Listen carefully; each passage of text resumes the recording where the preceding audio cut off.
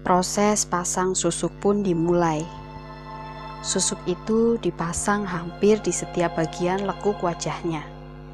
Singkat cerita, akhirnya proses pasang susuk pun selesai dengan menyisakan sedikit rasa dilema bagi Yani, yang berusaha diabaikan dan bersikap itu hal biasa saja. Uang sudah membuatnya kalap. Tidak ada lagi rasa kehormatan di pandangannya.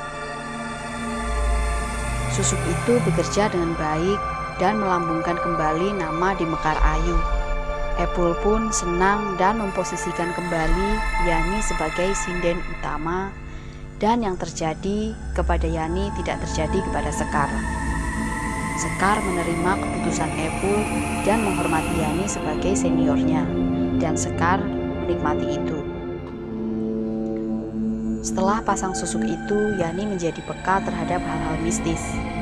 Bahkan ketika manggung, dia sering melihat kuntilanak berseliweran di atas panggung, atau bahkan sering melihat manusia berkepala babi berkeliaran juga di sekitaran panggung. Hal itu dibuat biasa oleh Yani, karena itu sudah disampaikan oleh Abah Dukun sebagai efek samping jika dia memakai susuk. Yani pun sering bermimpi didatangi sosok cantik yang kadang-kadang berubah menjadi sangat mengerikan, dengan mulut penuh darah dan pembalut di tangannya. Karir Yani semakin memuncak, sampai-sampai dia bisa membelikan rumah yang baru bagi ibunya dan menguliahkan Sandi di salah satu universitas di kota Bandung. Tepat sebulan setelah membeli rumah barunya, Yani mengalami kecelakaan tertabrak motor yang melaju sedikit cepat ketika dia hendak menyeberang.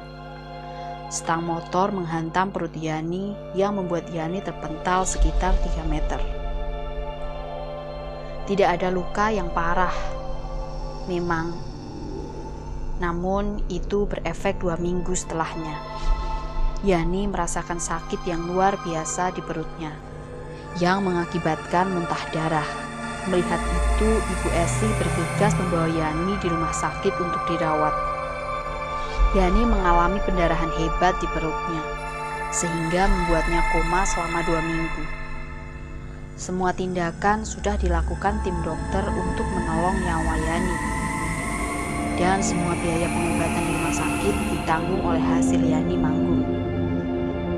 Setelah 2 minggu itu, Yani tersadar dan bisa dibawa pulang meski kondisinya belum 100% pulih. Seringkali Yani memaksakan diri untuk tetap manggung karena dalam benaknya dia harus bertanggung jawab mencari nafkah untuk keluarganya. Epul pun menyarankan Yani untuk beristirahat sampai kondisinya benar-benar pulih dan tetap dibayar meskipun dengan konsekuensi penghasilannya dipotong. Namun Yani menolak. Dia tetap memaksakan dirinya sampai suatu ketika Yani sedang manggung di daerah dekat rumahnya. Di atas panggung, Yani mendadak pingsan. Semua kru Mekar Ayu panik dan membawa Yani ke rumahnya, yang memang kebetulan tidak jauh dari area panggung. Setelah sekian lama dalam kondisi tak sadar, semua orang yang datang dikagetkan dengan Yani yang mendadak terbangun dengan kondisi mulut yang menganga dan mata melotot. Urat-urat matanya terlihat jelas memerah, mengerikan, seakan mau keluar dari kelopaknya. Bu Esih panik dan segera mengabari Sandi yang sedang berada di Bandung untuk segera pulang kampung. Yani seperti sekarat terus dalam kondisi begitu. Bu Esih sigap memanggil seorang pemuka agama di daerahnya, karena dia yakin Yani sudah berada dalam penghujung hidupnya.